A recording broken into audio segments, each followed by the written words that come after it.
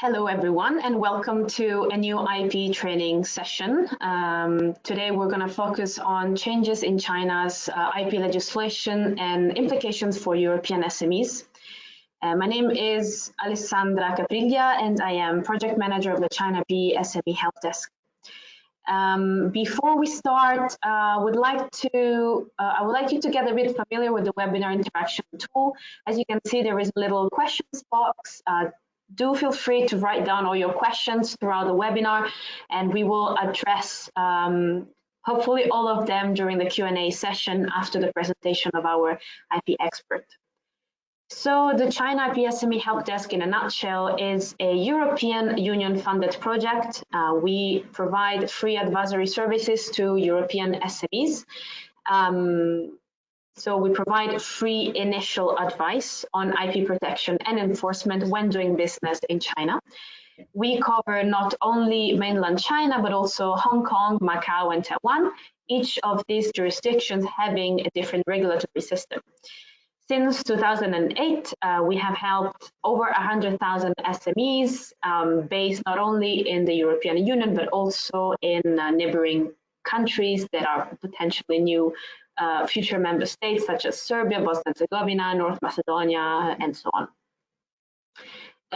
So in concrete, what we do is we have an inquiry helpline, an email address that I'm going to share with you shortly, to which you can submit all your questions related to IP protection, not only if you are planning your China entry and you are willing to create an IP strategy, but also if you're already in China, you have any doubt, any concern about your IP strategy that is already in place. We organize trainings and workshops and webinars such as this one on different IP rights, but also with focus on specific sectors. You can visit our website where we upload a lot of materials, also sector focused. We have case studies and also fact sheets related to mainland China, Hong Kong, Macau, and Taiwan, as well as a blog where we upload articles written by our IP experts. Here you can see an example of materials that we have, so IP fact sheet of mainland China and technology transfer for China.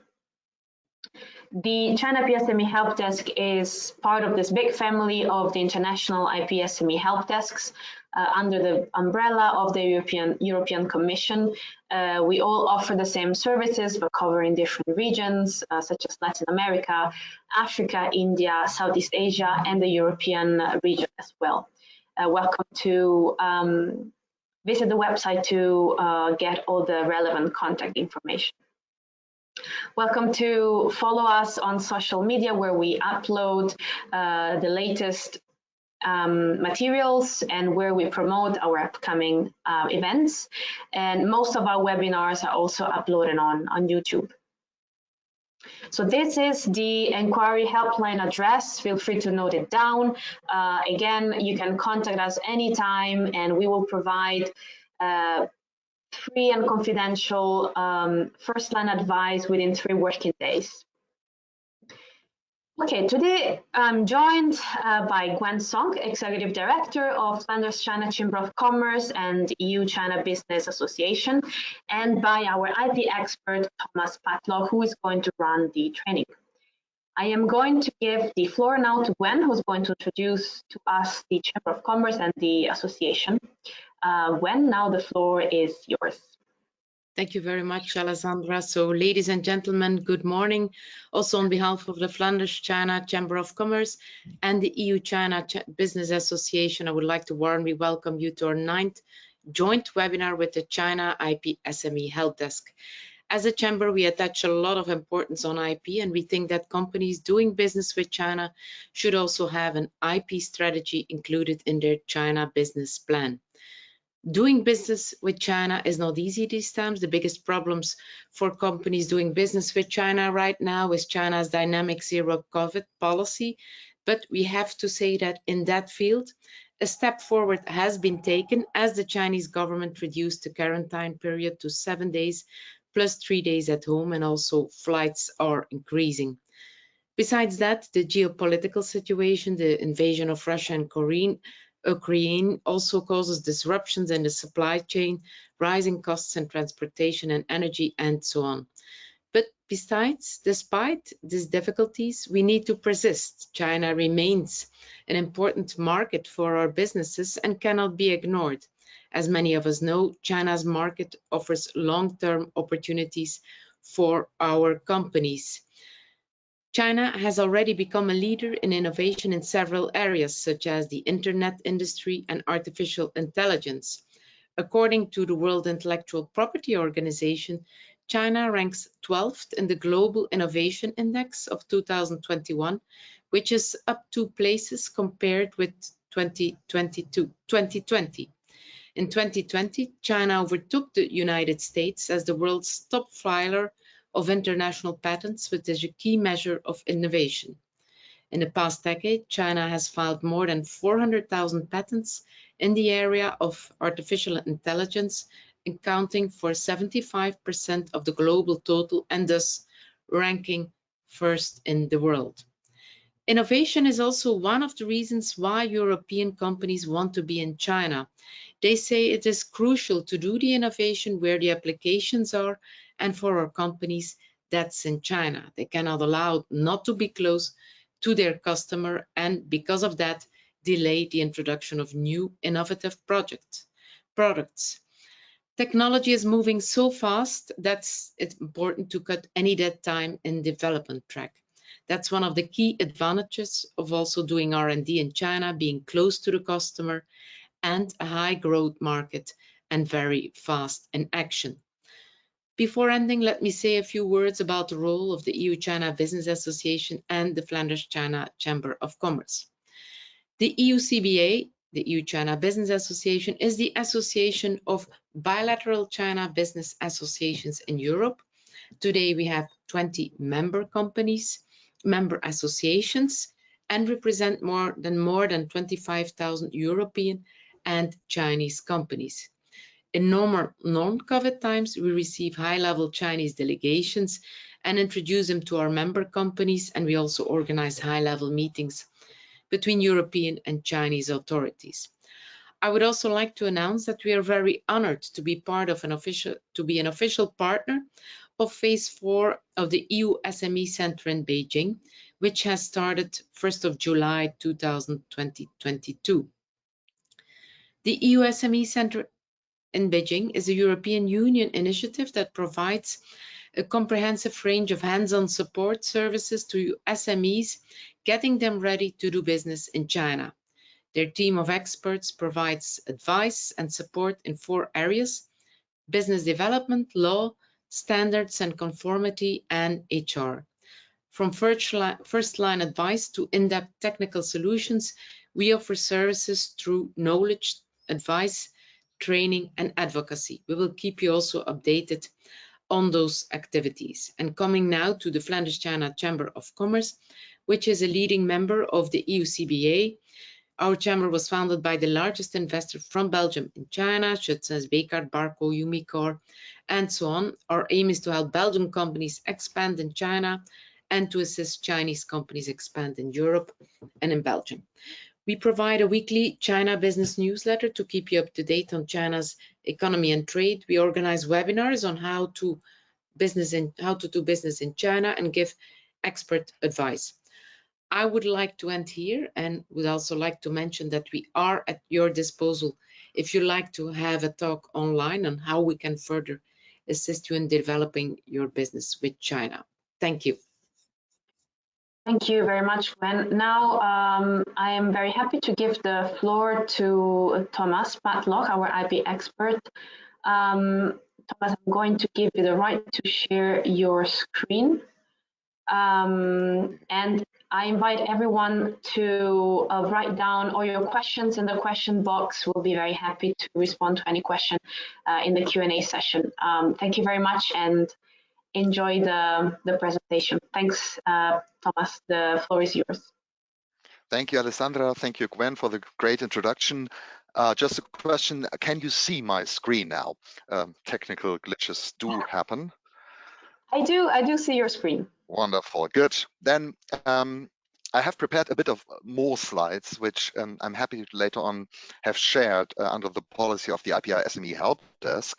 And I will run through the most important changes, because what you will realize from my introduction today is there are a lot of changes, most for the better, some quite difficult to overcome in the future. And it's very important, as Gwenn said in the beginning, if you think about having R&D in China and think about rules and IP protection in that regard, there are a lot of new framework conditions which we need to take into account. Let's start first with a brief look at the background of the whole thing. And I've listed here some of the policies. I'm not going to talk long about policies today. I just want you to make aware that for the Chinese companies and the IP environment and the judges and the authorities in China, this is an important part of their mindset. So they think about US-China decoupling, independent innovation, about the issue of creating a technology transfer which lasts, and about filing for as many patents and obtaining as many patents as possible. And as a competitor in the market in China, even if you just export, you're forced to run the same race. What currently happens is a kind of a race to the top in terms of IP protection and IP filing. And one needs to be sharp about it and have a clear picture of what is necessary and what should be done in order to stay in the race or even win the race. We all know about the Chinese policy to go abroad. At the same time, at the moment, you will see that foreign companies are no longer as welcome as they were before. Strangely enough, we have a very complicated political landscape at the moment, which for companies sometimes brings an impact of policy to how they behave, how they invest, and also for Chinese companies to the extent how they cooperate and with whom they cooperate. So there's a stronger focus by the Chinese cooperation partners to stay within government-sponsored programs. There are some industries which have a great problem in China, such as the gaming industry, the education industry, and others, which simply have been almost shut down in the past years, not only because of COVID, but also because of the primacy of policies, and which leads to the point that if you are an SME and you want to invest in China and say you have an internet-based service, you need to think about, can I do it? And if you can't, or if you can only do it through a partner, how to make sure that my IP is protected? And how do I make sure that developments in China do flow back to me and that I can build on them? The Chinese system per such is very government focused, so not much focused on the division of powers and the courts with an independent role. Courts are not independent, and they do have to take into account the instructions and the policy line, which currently is reviving and is becoming very strong in the daily Chinese lives. One reason is the COVID situation, but another one is also the party doctrine, which has basically said, no matter where you are, east, west, north, south, center, and no matter what you are, a citizen, a company, military, or anything else, the party rules. And this leads to a strong impact of party policy in all aspects of the economy and life. The good news is that for IP, there's a lot to the better, and we will talk about it in a moment. So what is it when you are an SME and you think about IP that you have to think about? You can't study the whole thing, and you can't just try to understand within a few hours on how it runs. Well, there are some basic rules, which I will reiterate today and give you some examples, and some basic tendencies, which you also need to know about. They are all enshrined in the laws, which you also know in your own country. So the Dutch patent law or any other trademark law, anti-unfair competition law, and all of these laws have seen quite a significant revamp. How does that play out? I put in here some facts for you just to kind of get a feeling on what numbers we are talking about. And when it comes to China, of course, it's a big country, so the numbers are always mind-boggling. We just heard this, ranking of China and the patent filing, etc. And of course, it's very impressive. And at the same time, one needs to put this into perspective and see what it means for a company which is just an SME in Europe.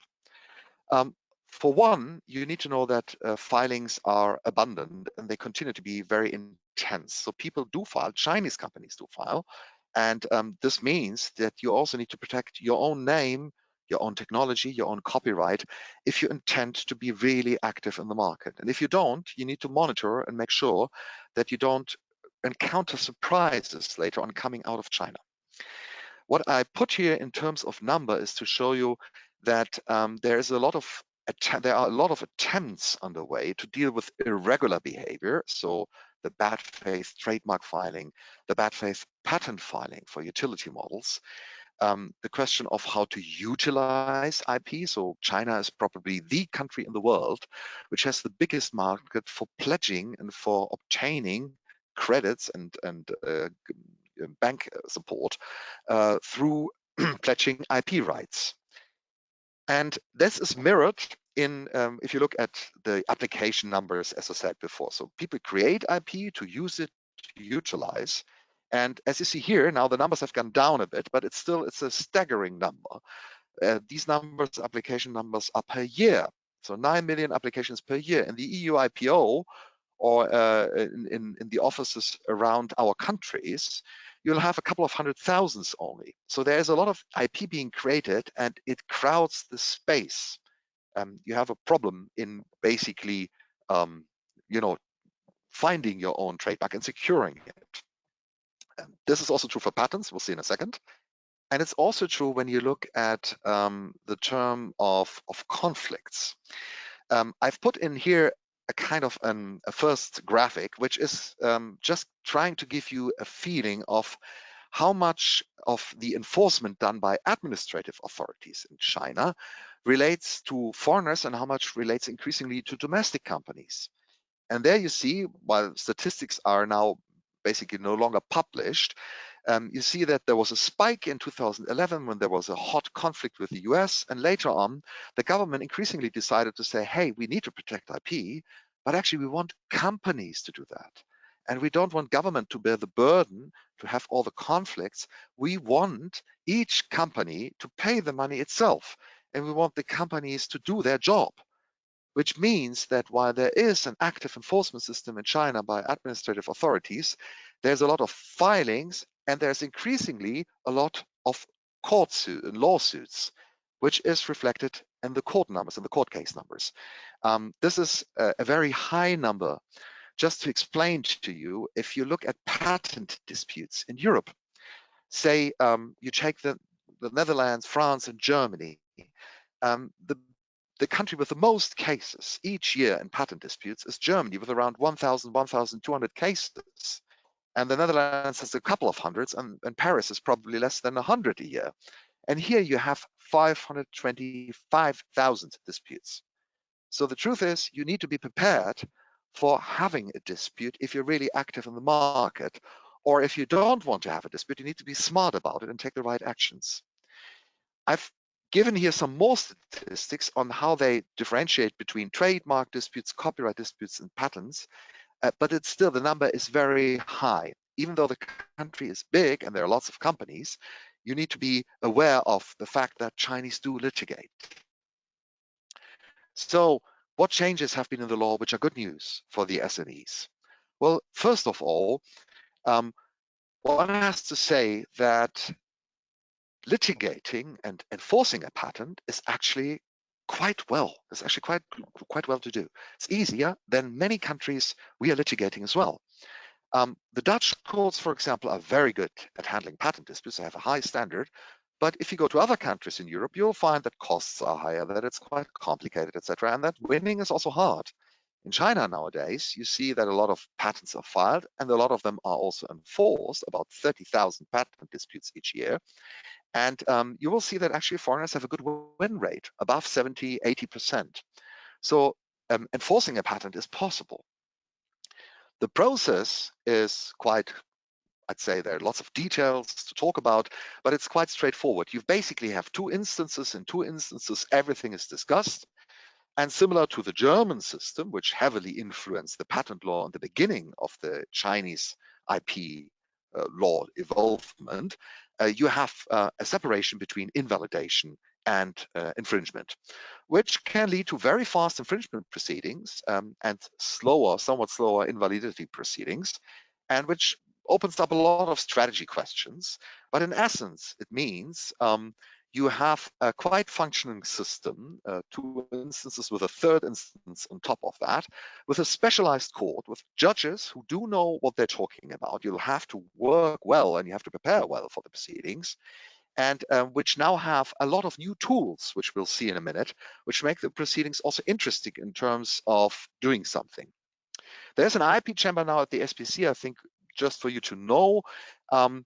For SMEs, an invention patent is a big thing. Most of us amongst the SMEs will actually rather focus on designs. And in China, designs are actually regulated also in the patent law for some historic reasons.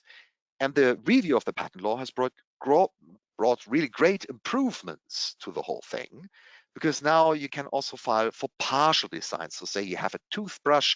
Previously, you always had to file an entire picture of an entire toothbrush. If you just had a new shape of the head of the toothbrush, it was not possible. There's a domestic priority now. It's longer protected. There's an open license system, meaning if you file for a design and you want to license it, you can declare that with the Chinese Patent Office, and then basically you get a kind of an advertisement for that for free. Infringements are punished more heavily. We will talk about that at the end of today's session. And you will see that the statute of limitation for infringements has been extended from 2 to 3 years. So a lot of good news in the law. When you look at patent invalidation, which is an important topic if you come to China and you find, oh, somebody registered my design as a design patent in China. I didn't notice. And now, if I start to sell my goods over there, I might be approached for patent infringement. He might say it's my design, and I might even lose the case and have to pay damages. Now, the good news is, first of all, that the invalidity proceedings doesn't need many reasons to file. Everybody can do that. And even before, you have some means to protect yourselves. You can get a patent evaluation report now before the whole thing starts. You can do a search quite well, and there are lots of services out there which help you. And basically, invalidation of patents happens a lot. So many patents which are filed, especially design patents and utility models, do not survive an invalidity proceeding. So before you cave in to a threat with a design patent, think about what you can do, and there's a lot which you can do to defend yourself. Important part to note is that through infringements, nowadays the compensation rises, but you will not get rich. So it's not a business model to try to sue a lot of people. The proceedings in itself are quite efficient, especially if you go to administrative authorities and they run the whole thing. But as I said before, administrative authorities increasingly push the whole thing back and try to have companies bear the burden of proving an infringement and proving their own damage, their own damages they incurred. The part about of what you need to know about patent law in general, that mainly the aim is to keep a competitor out of the market. So patents are often used to enforce the injunction rather than claiming a license fee. It can also happen. And I just have here included one slide for you to know something about how innovative China has become. In order to help Chinese companies in the area of standards and patent infringements and related license agreements, an area which is quite important for many industries, Chinese courts have resorted to kind of orders to forbid foreign companies to sue in their home country or in other countries against Chinese companies. And out of that developed a huge, big conflict around the globe between courts who may order a company not to sue or what not to do. So if you ever get into a conflict like that, be very careful, because it shows that Chinese courts are also active in protecting their own companies. Patent law is a bit big guy's business. It's expensive. It needs to be very targeted. More the bread and butter business is the trademark law. And the trademark law is really important, because without a trademark, nobody will recognize your product. And doing research about companies in Europe is as difficult for Chinese consumers and customers in many ways as it is for us when we try to do that in China. So the Chinese law, the trademark law, is one of the eldest and it's one of the most important laws on IP. I've put here the overall structure of how it works in terms of the administrative route to obtain a trademark. You start at the previous trademark office, which has been now put together with the patent office and called CNIPA. There's an appeal possibility, and then you go off to the courts in further instances. Now, when you try to obtain a trademark, you often will not end up in court. You will basically deal most of the time with the trademark office and potentially with the next instance. And only if you have to fight, you will go to court. One part which is important to note is that China is driving the digitalization of the whole processes, including in court, quite a lot. So nowadays, you will often have actually the e-filing, so you file everything online through an agency, which you have to use. If you are not based in China, if you're not a Chinese company, you'll have to use that as a foreign company if you want to be the IP owner, your headquarters, or someone else. For example, a trademark agency, which can be anyone. We have one, others have one. So basically, you help clients and service providers, lots of service providers help clients filing trademarks, and they have to do that through e-filing. And what's important for you to note, nowadays China also only issues e-certificates about the trademark. These certificates are very important. Still, you need them for anything and everything in China, for licenses, for enforcement, for selling online. Because if you go on a platform and you have a distributor partner, he will ask for a proof that you own the trademark, and the platform will ask for it. So having this certificate is quite important, and making sure that you only send it to people you trust is equally important, and to make sure that all the content therein is contained is correct, including your address, for example, is something you should look at. And this is how it looks like. It basically tells you the class. We have just taken out the mark and the owner of the whole thing. It looks like the other one, and then you have some further explanations further on in the file. When you do file, you have a system which is following a two-step process, as I said before. So basically, you start with an application. You often will need to do a search beforehand, simply because the space got so crowded. It's often unbelievable how many trademarks are there. And in China, you'll probably need also now and then to clear the way. So you'll have to get rid of certain other trademarks. So you might file non-use cancellations if these trademarks are not used. You will try to obtain a letter of consent, or you will try to invalidate trademarks. And sometimes you will also fight other trademarks which you register early enough before they are finally put on the register, and then you will raise an opposition. And here you see the process. We don't have time to go through it in detail. What the main message for you is try to fight other trademarks which you don't like or which belong to you early. Don't wait. Waiting can get very bad results in the end. Rights can be created to some extent through extended use. It can also get quite difficult to fight if then an infringer files modifications, etc., and puts them on Alibaba and other platforms, and then you try to get rid of that, and suddenly you have your own trademark, and the other guy comes with a very similar trademark, and Alibaba just turns around and says, yes, that trademark, all is good. So fighting and trying to get the trademark early on is very, very important still. Now, as we know, there are a lot of bad faith applications. I just mentioned this case. And the trademark law changed Article 4 to get rid of trademarks which are not used. And that's an important thing to keep in the back of your mind. The Chinese philosophy on IP and the whole background why IP in a communist country with Chinese characteristics is actually supported, is that it has a utilization, it has a need. If you don't use rights under the law, in patent law, in copyright law, and in trademark law, you have disadvantages and you have risks. And for bad faith trade filings, the typical scenario was that people filed a lot of trademarks and just waited. So Article 4 was introduced, and the whole point was to try to make sure that you could get rid of other trademarks. But when is a trademark not used or not filed with the intention to use. We don't have an US system, so there is no intention to file declaration or anything like that. It's still just a filing. So you need indicators when something is filed in bad faith. I mentioned one case, somebody files 2,000 trademark applications, but often it's not just 2,000, it's 30 or 40. And then you have to argue with the trademark office and you have to claim bad faith. Nowadays, agencies will always, and trademark law firms will always come back to you and say, yeah, it's bad faith. But you have to do a bit more in order to be successful. I listed here some of the factors which are very important. So you have to explain your own use as well, so that the other side could know about you. It's in the same industry. You have to show that there are certain prior rulings, for example, on infringement. You have to think about the similarity degree. You have to think about the enterprise itself, the background. So doing a background check on your opponent is quite important.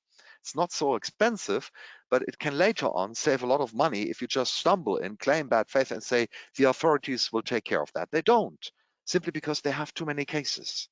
If you have thousands and thousands of cases, and you have basically to decide very quickly in order to make your quota inside the Patent and Trademark Office, what happens is that a lot of these rulings are super routine. There's not much reasoning, especially on the first level of the Trademark Office. And that means you have to prepare, if it's a difficult case or a case where you need to think about, you have to prepare for the second instance. And that you have to do by having good arguments. So just trying to relying on the authorities will not be enough. It will be a very haphazard result, often not to the advantage and to the benefit of the applicant. There's another paragraph which is quite important in the trademark law, Article 44, which relates to fraud. If a trademark was acquired by fraud or other improper means. And often applicants try to invoke that Article 44 because they have nothing else. And again, here, you will have to show a lot of factors I've listed here specifically and try to link a case to a behavior which you can also prove to at least some extent. That shows that in the end, a lot of monitoring and knowledge about the Chinese market is required. And for SME, that's a problem because you often don't have the time, you don't have the people, and you don't know where to look. One way is you resort to law firms and to service providers. Another quite effective way is to have someone on the ground, being trained in that and learning some basic rules and getting him up to speed or her to help and to do some of the jobs which you need to do by your own stuff. So getting people involved in understanding that your business in China is not only about selling, but that a part of the whole thing is also securing and making sure that your brand stays intact. That is a key requirement for a successful market entry. And it involves your Chinese partners you use. Some of the advantages of all these bad faith claims is that there is no deadline of 5 years after a trademark has been registered. There are a 5-year period. If you miss that period later on, it's very hard to get rid of it, and it stays forever if the other side prolongs it and if you don't obtain it through assignment, for example. So acting early again is very important. Vice versa, the other way around. You have registered a trademark in China, and now we have COVID, for example, you weren't able to really use it, or you registered it on several classes. And suddenly somebody applies for the same trademark and co-files a cancellation request against your trademark. And you would say, hang on a minute, that's me. I mean, I'm using that since 15 years. That's me. Well, the problem is this is the Chinese market, so you have to have used it in China. And previously, it was just enough to have an announcement or a website, and that's it. But that's no longer the case. People and the courts ask for real commercial use. And that's why keeping track and keeping a kind of a documentation of what you do and how you sell and how successful you are is really important. Make a library, make a documentary, a kind of a folder on how you market your stuff, how the website looks. You can do that cheaply by a download with a timestamp by yourself. Do something on invoices. Don't throw them away. Scan them. Make sure that you look at also kind of even smaller activities which cover other goods which are not your main business, because defensive marks, something you file, a trademark you file, not to really actively use for these goods or services, but rather to defend against someone else filing for it and then associating with your brand. Defensive filing is still possible. There are several strategies which one can employ. One of them is to create a certain amount of use, and that's that. So make sure that you do that on a regular basis. In China, the period for use is 3 years rather than 5. In Europe, it's 5 years. In China, only 3. So tracking and creating, and again, involving your own stuff on the ground is super important. We put here some of the evidence you need to use. And it's also true that, you know, when you look at non-use cancellations, this is a tool which is becoming increasingly important. Due to the great amount of filing and registrations, there is a need to clear the register again. So take that seriously and look at it from your business perspective and have a clear approach to make sure that this doesn't happen to you. Here's some of the pros and cons of the whole process. If you later on have any questions, feel free to call the help desk or call us or someone else, a colleague. It's quite easy to understand. What is important, that you have a coherent strategy, that you understand where you are, that you understand where you need to go and what needs to be done in between and afterwards. Those are very important action points. Now, if you want to have a trademark and somebody else blocks it, or it's just a similar trademark and it's clearly a different business, one way to obtain the trademark still, even in China, is a letter of consent. And the letter of consent used to be a very good tool to be used widely by many. And the trademark office also accepted it. And then in 2021, suddenly a shift. Again, a shift in philosophy at the trademark office among authorities and the party to say, no, we want people really, you know, not to create similar marks. We want to be distinctive. We don't want to have people basically carving up markets and say, hey, we share this and then we have this trademark and we are safe from others. No, we want really to have a more limited use of letter of consents. So it's still possible, but it's much more strictly reviewed in terms of, is there a likelihood of confusion? Is there a likelihood of association? Something also to draft carefully, to have the right letter of consent, not just to do it very quickly and then, oops, I get rejected. You need to argue this well. I need to write this well in the letter cell. So make sure that also if you go down that road, which is some effort you have to take, that this effort pays off. There are some formality requirements, which you probably know from China now, the so-called notarization and legalization for documents, which originate from abroad. Still, there has been some alleviation by a new guideline by the Supreme People's Court for Evidence in Civil Proceedings, which only requires notarization, but actually in the trademark office you still need notarization and legalization. So also something to take into account when you look at deadlines, timelines to obtain the letter of consent. Switching, because we are running through several topics from trademark to copyright law, my first message to you is it is completely underused and underestimated, and copyright is a wonderful, very effective right in China. Copyright, and if you still recall the graphics I had on the number of disputes in the beginning of this presentation, you'll realize that actually it was the biggest chunk of the 520,000 cases. And there's a lot of people suing for use of pictures, for use of you know, drawings, logos, etc. And therefore, thinking about getting copyright and registering copyright in China, which is possible, is also a very, very good idea. Now, the copyright law is a very somewhat sensitive law in China. It has something to do with cultural products, a notion which is very important for the Chinese side. I also said in the beginning that culture, you know, gaming industry and movies, etc., are blocked out of the Chinese market at the moment quite heavily. This is because the leadership doesn't want to have the influence by Western culture. They have lamented not only Western culture, also Korean culture, man taking makeup, etc., and that Chinese man would need to be more manly, etc. And therefore, there's a big push to have the right picture of a Chinese young woman or young man instilled in the public. And the copyright law is somewhat related to that, because what do you protect and how do you protect in their international treaties? So there's a kind of an awkwardness. The revision of the copyright law took longest, therefore, and it was not as bold as the others. There were the same changes as regards, 2 to 3 years limitation period, higher damages, punitive damages, interim injunctions, etc. That was all included. But some of the other parts are still quite complicated in terms of, if you do a copyright litigation, you really have to make sure that you argue well that you have copyright, which surprisingly the courts often support in China, and on the other hand that you have proof of ownership, and their copyright registration helps. Copyright registration can be done at a different place, not at the Trademark and Patent Office, the CNIPA, but rather at the Copyright Protection Center. There are different types of works, software, and now a digital copyright identifier for works which are not, real in life, not physical objects. Here's a kind of a list of the various types of works you need to choose. And what is important for you is to think about crossover protection. So when you have a nice SME name and you use a certain logo, the logo often is protectable under copyright in China.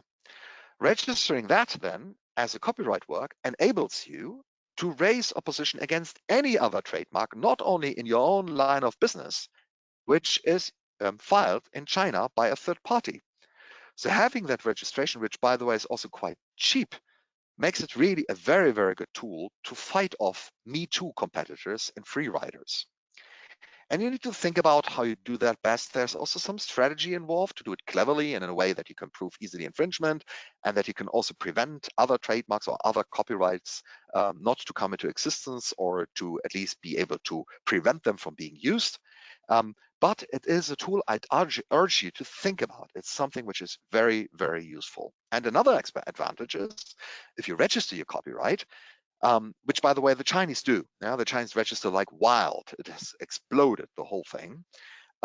If you register the copyright as a foreign company, you can prove ownership, and you can prove first date of release of the work and that it belongs to you.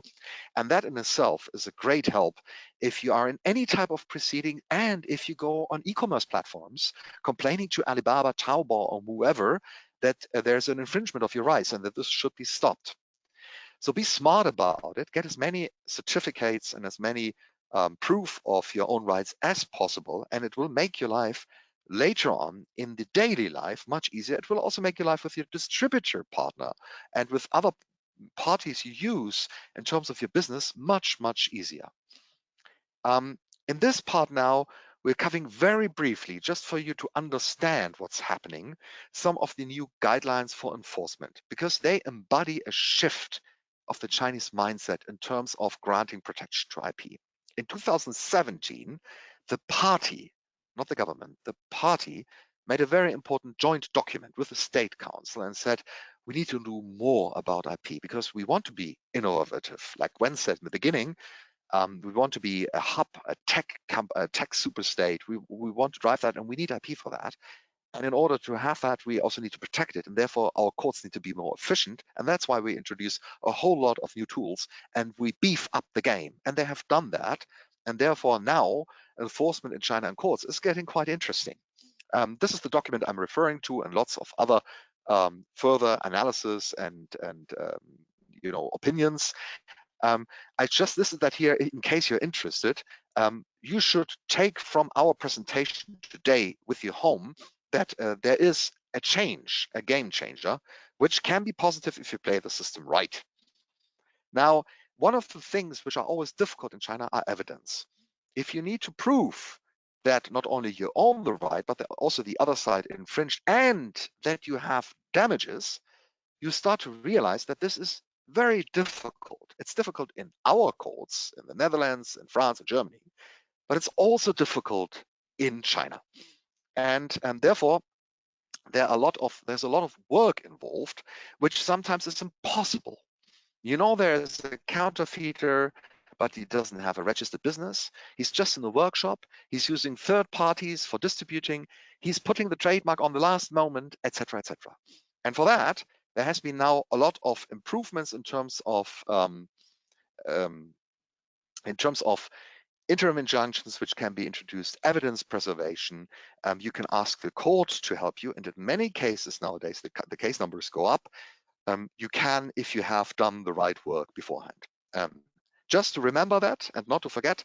So courts nowadays do help to some extent if you have done your homework in the first phase to document the infringement as well as you can. And therefore, it is not impossible to fight if you have to fight. Choosing the right fight and picking the right moment when you have to invest time and money, that's also important. And that's sometimes which requires also some discussion beforehand. Now, there's also a discussion about abuse of IPR. So people say, hey, there's too many people running around sending warning letters. You may receive a warning letter. Abusive litigation is hard to achieve. So if you enforce your rights, usually there will be no risk for you. Only if you really try to be smart and have a real strategy, you need to be a bit careful. So there is a discussion, there are few cases, therefore take that with you and think about it. Also, when you do that on platforms, platforms are now the battleground, so to speak, for many SMEs. You have your own flagship store over there. I hope you have, and you have the right contract. If you have a distributor who runs the flagship for you so that you own the flagship store and not your partner, if you ever part ways, this will be very difficult to solve, that you make sure that you have the right licenses granted, etc. So e-commerce, there's a lot of small details which should be done right in the beginning to be able to later on be successful. And on the e-commerce law, which has just been issued, there's also a warning to right holders not to overdo it. So if you just send wild warning notices, that's also not the way to go about. You need to be careful that you, again, reason your case well. That is all doable. Companies can, in most cases, do that even by themselves. It's just important that you know you should do it not too professionally. You have to put some effort into it. I put in here some of the rules of the e-commerce law with notifications, etc. If you are interested, the help desk can help, we can help. There are certain processes and procedures which vary a bit between JD.com, Taobao, and others, WeChat. And you need to be aware of that. A lot of business nowadays is triggered actually via WeChat shops and mini shops and mini apps. And then it trickles down to the market, and therefore having an oversight of how the e-commerce is done and what you can do is quite helpful and quite important for an SME in China. Here's some guidelines on determination of damages, just to bring to your awareness that it's quite a long catalog, sometimes quite difficult to prove.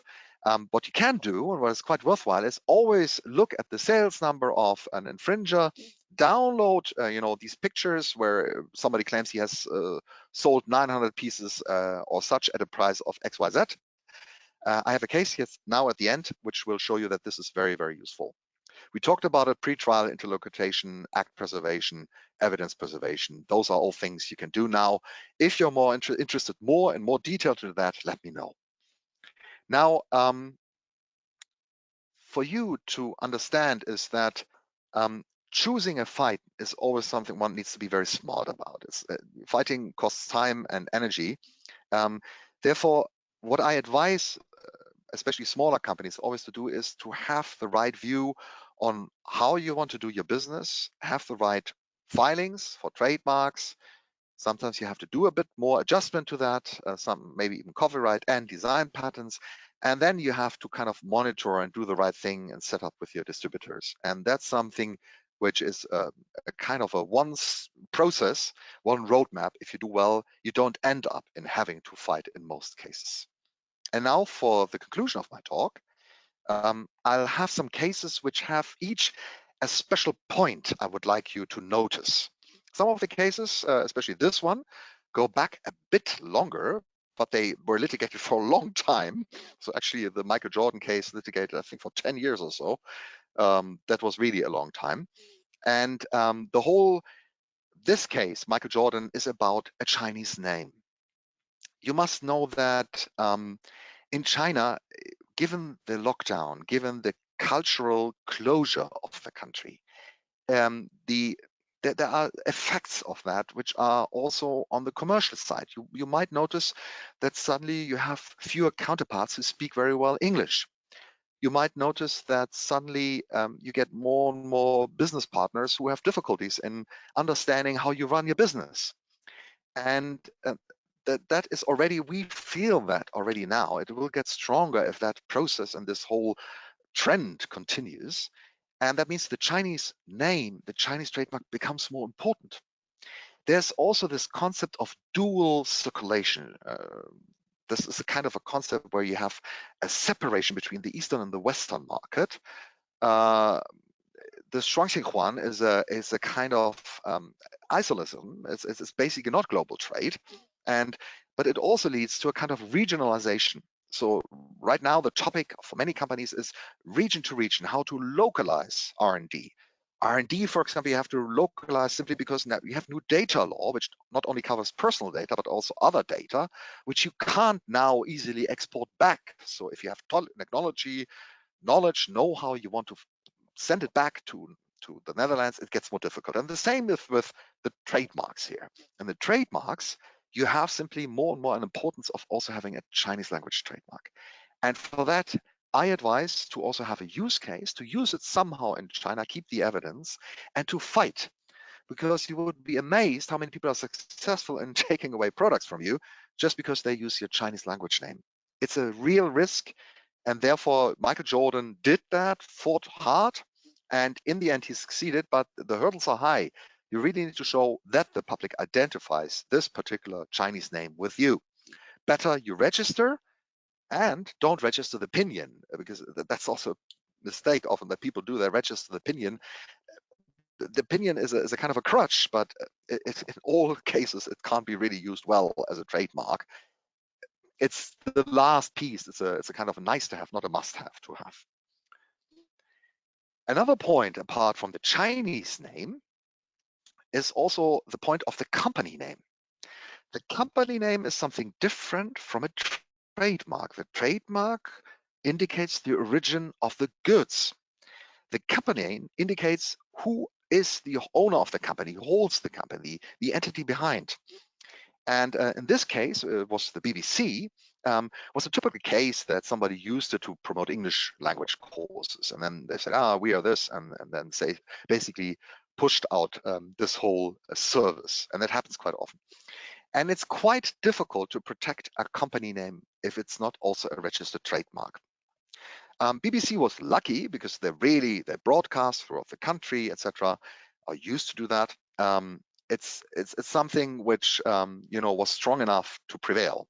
But for you as an SME, you will not prevail like that. Therefore, make sure that the core company name is identical with your trademark, or at least is otherwise protected as a trademark. Then you have a better protection if someone tries to free ride in your line of business. In this case, damages granted was 1 million renminbi. That's about 140,000 euros. Not bad, but we'll have now cases which are even higher and quite big. Here's another case which is important for SMEs because it concerns your partner. This case was a distribution partner, so he was authorized. He was someone who kind of was asked to help sell, but he was not the main distributor. And what happens, Chinese enthusiasm and cleverness in making business, he started to expand. He put it on bags, in the mall outside, on his shop, everywhere. And suddenly it didn't look like I'm selling Fendi, but rather I am Fendi. And in that case, he was able to make quite some business. Fendi sued. And the point was, well, he was authorized, but he overstepped the line of authorization. So when you do agreements with your partners, write in detail what your partner is allowed, or refer to your trademark guidelines so that you can later on introduce it, or at least create a basis to make sure that you discuss the field of use. It is very important because otherwise people can run rogue and then it's very hard to catch them. And it's also unnecessary. If you've done your homework before, it wouldn't have happened. Unfair competition helped in this case as well, because there was also a kind of a separate other distribution system. If you have questions about that, do let me know. I can later on explain. This is another interesting case, because in that case, the evidence which was secured online on the scope of sales was taken by the court at face value and was taken to basically calculate the damages which were due. So In this case, it was a fitness manufacturer, and the other side also entered the same business and sold the same type of fitness device. And the interesting part here was that, the court said basically, you don't give us your books because you should show how many of those devices you have sold. Then we take whatever online our plaintiff has found and we accept this. And it was accepted. It was even then, increased to punitive damages. And there you can see that it can pay off to do a good search online. For that, you can also get help. It's not expensive. It's something which does give you also a basis for deciding whether to pursue a case. And this is something which SMEs to do much more digging in the Chinese market, a better understanding of the Chinese market. This is another case which involves the famous Xiaomi, which is a company which is doing a broad range, not only mobile phones, the so-called Apple of China. Also a question of whether this is something free riding. But anyway, Xiaomi in that case also was infringed. And again, there were many types of imitations, and even the trademark was registered with an kind of added part. So this happens in China very often. And again, if it does happen to you, you will not be able to claim well-known status, which is very helpful. But you might be able to show that it's unfair competition. There's an Article 6 in the anti-unfair competition law, which punishes a kind of an attempt to affiliate one with your company, with another right owner, if the other right owner is not well known but has a certain reputation in the market. So keep track of what you're doing, your sales numbers, the people you're involved, the activities you do. Don't just discard them as, yeah, marketing does it, because marketing forgets. They have a different job to do. They have to run all the time. Try to be smart about creating a kind of a history of your company in China. You will need that in the future more than ever. And in that case, it was also interesting because all the online shops, etc., were taken into account. So keep the register clear and make sure that you try to keep track of the infringer and make sure that your own reputation is also promoted and is also shown and demonstrable in front of authorities, in front of e-commerce platforms, or the courts as much as possible. Here's another case which is interesting, because here a platform like TikTok, which is not really a sales platform, but is a kind of video sharing platform, was held to be still liable because there was some kind of advertising involved in principle. In this case, TikTok got off the hook because they reacted to a complaint. In China, many e-commerce platforms basically need to adhere to a higher standard, not only in terms of data protection. There are new rules now out in the personal information protection law, but also in terms of how they deal with IP infringements. And this e-commerce law is very helpful. They need to react. They need to show that they have done due diligence. And in that case, not only a sales platform like Taobao was held liable, but also TikTok. And that's something which is good, because marketing activities in China are really smart and they're exploding, and it's a great business model. And last case here is a case about Burberry versus Bainberry. I put it here because that's a typical case that a company really means business, and they opened up as many shops as Burberry. They really promoted this Bainberry trademark and went really after them in all types of appearance of business. And here an interim injunction was granted because that was too much. Also a good sign to see that there is a possibility to stop large-scale infringement. Maybe not always relevant for SMEs, but should tell you that if somebody overdoes it, there are means to stop this infringement behavior, which was not the case a couple of years ago. And last, the Penfolds case I put here just for those who don't register. This is a positive example where a non-registered trademark was protected, also with a Chinese name, even though they had no registration. But one should always keep in mind that non-registration for an SME usually is not a good way to go. This is it. Thank you for your attention. I am happy to also answer later on questions. And with that, I give the floor back to Alessandra. Thank you. Thank you very much, Thomas, and thanks for all those very interesting case studies. I think, yeah, we have learned a lot from other people's experience. I think one question that I receive very often is, yeah, okay, I actually just want to test the Chinese market before committing 100% and then going through the procedure of registering my IP, and also must be very expensive. Can you actually perhaps share, like, I don't know, provide an overview of of how much would be for registering a trademark for a European brand, for example? Just very generally speaking. For example, we have our own trademark agencies, as have others. Yeah. Yes, so basically, you pay for a trademark if you just register a trademark per class. Yeah. That's basically part of the question. You pay around 400 euros, a bit less, for having a trademark in one class. And for the copyright registration, it's about, which you don't need to prolong, there are no longer fees involved. This is about 800 euros. And then it's basically for the lifetime of the copyright is valid. For how to enter the market, the first thing I advise is, do you know enough about the market to also explain why you want to enter the market? If that's the case, and you say, yeah, I know enough, but I see risks, and I don't know how to deal with them, and I don't know which is the best way, the safest way to enter, then usually you will start with a partner. You will not do it by yourself. So the question is, do you have a partner? If you don't, then you have to do it by yourself, and you can try to do that via the platforms. And there, again, you will suddenly realize, heck, I can't do it easily by myself from the Netherlands, Germany, or elsewhere. There's a lot of work involved. Platforms over there do require quite a lot of statements, and they require, for example, your trademark registration. They do require. So what happens is you have to register. And that is something, as a takeaway today, if you want to enter the Chinese market, be prepared that you will have to spend more money than you would like to just to try. It's not a cheap market, an easy market. It's a market where you need to be smart how to walk through the right door. And that means if you need a trademark, then you decide how many trademarks do I need and how do I do that the most efficient way? And how do I make sure that I do understand what problems I could incur? And how do I minimize my exposure? On the other hand, how do I get some results?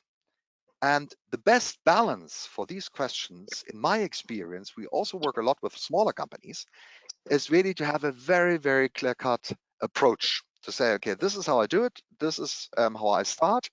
And you will need in the end, for various reasons, starts with personal information protection law and others, you will need either to have a very good operation of yourself on the ground in the mid and long term, or you'll need a partner. So most of you guys will start with a partner. And if you do that, you have to do the right vetting of the partner. You have to explain how you do it, and then you can have great success if your partner is, and there are lots of good partners in China, I really have to say. There are also black cats, of course, and black sheep, but so that's the approach how I would take it. No, thank you very much. I think this is an extremely important message that you just delivered. Just waiting for a little bit until people will write down some questions. Please do not hesitate. Thomas is here to answer your questions. It's a very good chance to get to talk to him.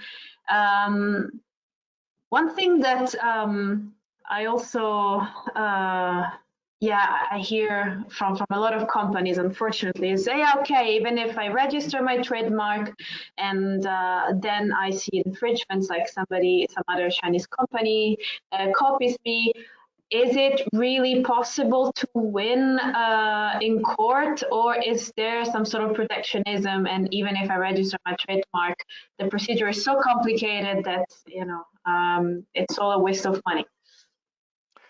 First, clear-cut answer, it's definitely possible, very well possible, win a lot. So it's very, very possible to win in court, especially if the case is clear. So if there's a variation, etc., then one needs to look at the case. But in general, if you have done the investigation before, yes, you will win. And the question of protectionism will then play out at the level of how many damages you get, rather than whether there's an infringement or not. Protectionism is probably in future more a problem of, as I said before, on the way how your interests are protected, whether you get the full share of that.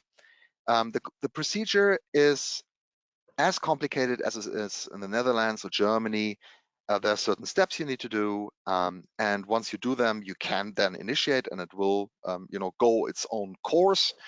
You can't just go around and say, help me and I'll do nothing. That will definitely not work. Chinese say, you put some effort in, I put some effort in, otherwise I don't move. So they really look at that. If you just try to throw it at someone and say, do it for me, it will not work.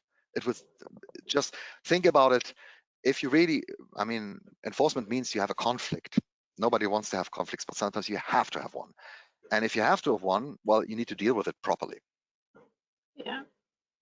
Yeah, no, thanks a lot, Thomas. Gwenn, would you like to ask any question or to, I don't know, comment on any aspect of the presentation? I would say it was very interesting. So Thomas, so thank you for that. As said, our chamber attaches a lot of importance to IP protection. So companies should do their homework. So this is what I would like to say at the end. Yeah.